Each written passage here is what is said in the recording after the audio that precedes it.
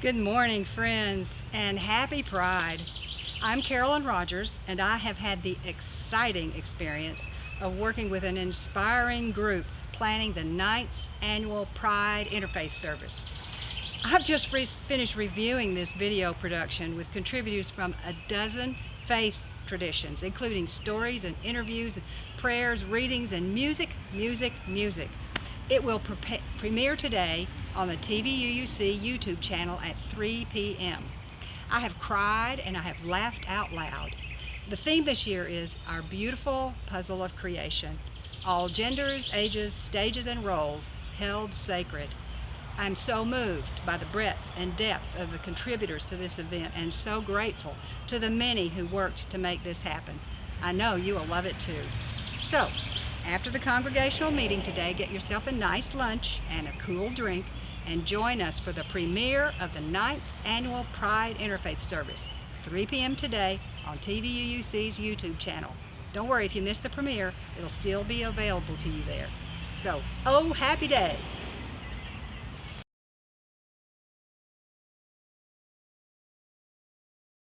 Be ours a religion, which like sunshine goes everywhere. Its temple, all space, its shrine, the good heart, its creed, all truth, its ritual, works of love, its profession of faith, divine living.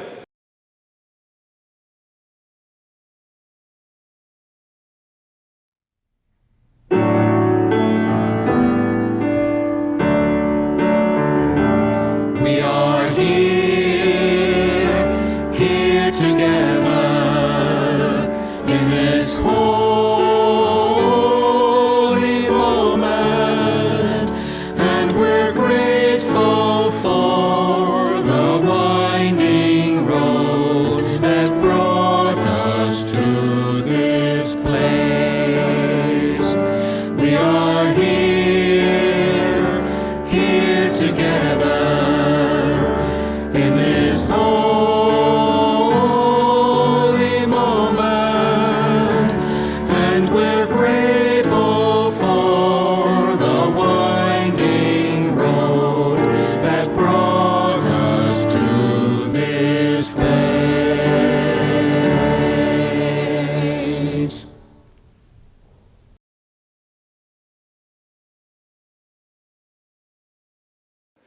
Love is the spirit of this church, and service is its law. To dwell together in peace, to seek the truth in love, and to help one another, this is our great covenant.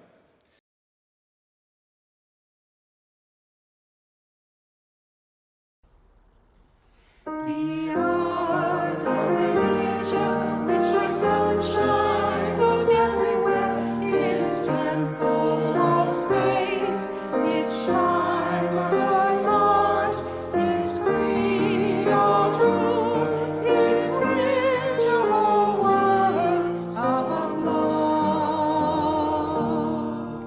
Be ours a religion, which like sunshine goes everywhere.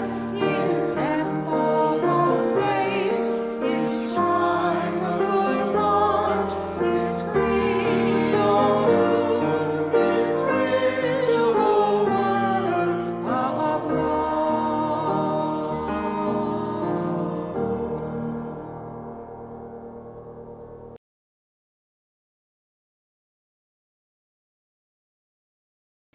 The story I have to share with you today is the first part of a story that I suspect will be familiar to some of us and maybe new for some of us too. It is The Velveteen Rabbit by Marjorie Williams.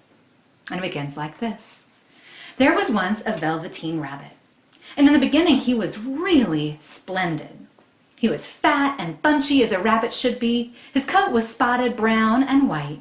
He had real thread whiskers, and his ears were lined with pink sateen. On Christmas morning, when he sat wedged in the top of the boy's stocking with a sprig of holly between his paws, the effect was charming. There were other things in the stocking: nuts and oranges and a toy engine and chocolate almonds and a clockwork mouse, but the rabbit was quite the best of all. For at least 2 hours, the boy loved him. And then aunts and uncles came to dinner, and there was a great rustling of tissue paper and unwrapping of parcels, and in the excitement of looking at all the new presents, the Velveteen Rabbit was forgotten. For a long time, he lived in the toy cupboard or on the nursery floor, and no one thought very much about him. He was naturally shy, and being only made of velveteen, some of the more expensive toys quite snubbed him. The mechanical toys were very superior and looked down on everyone else. They were full of modern ideas and pretended they were real. The model boat, who had lived through 2 seasons and lost most of his paint, caught the tone from them and never missed an opportunity of referring to his rigging in technical terms. The rabbit could not claim to be a model of anything, for he didn't know that real rabbits existed. He thought they were all stuffed with sawdust like himself, and he understood that sawdust was quite out of date and should never be mentioned in modern circles. Even Timothy, the jointed wooden lion who was made by soldiers and should have had broader views, put on airs and pretended he was connected with government. Between them all, the poor little rabbit was made to feel himself very insignificant and commonplace. And the only person who was kind to him at all was the Skin Horse. Now, the Skin Horse had lived longer in the nursery than any of the others. He was so old that his brown coat was bald in patches and showed the seams underneath. And most of the hairs in his tail had been pulled out to string bead necklaces. He was wise, for he had seen a long succession of mechanical toys arrive to boast and swagger, and by break their mainsprings and pass away, and he knew that they were only toys and would never turn into anything else. For nursery magic is very strange and wonderful, and only those playthings that are old and wise and experienced like the Skin Horse understand all about it. "What is real?" asked the rabbit. "Does it mean having things that buzz inside you and a stick-out handle?" "Real isn't how you are made," said the Skin Horse. "It's a thing that happens to you. When a child loves you for a long, long time, not just to play with, but really loves you, then you become real." "Does it hurt?" asked the rabbit. "Sometimes," said the Skin Horse, for he was always truthful. "When you are real, you don't mind being hurt." "Does it happen all at once, like being wound up?" he asked, "or bit by bit?" "It doesn't happen all at once," said the Skin Horse. "You become. It takes a long time. That's why it doesn't happen often to people who break easily or have sharp edges or have to be carefully kept.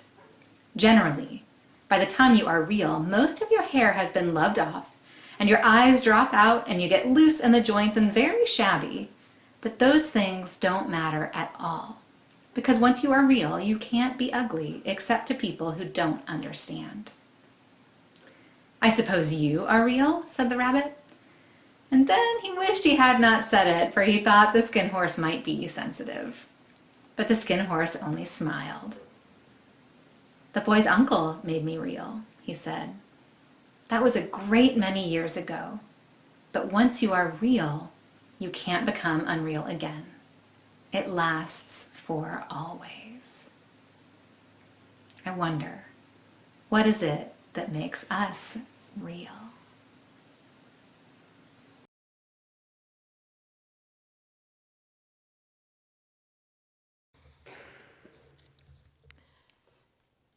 God speaks to each of us as they make us, then walks us silently out of the night.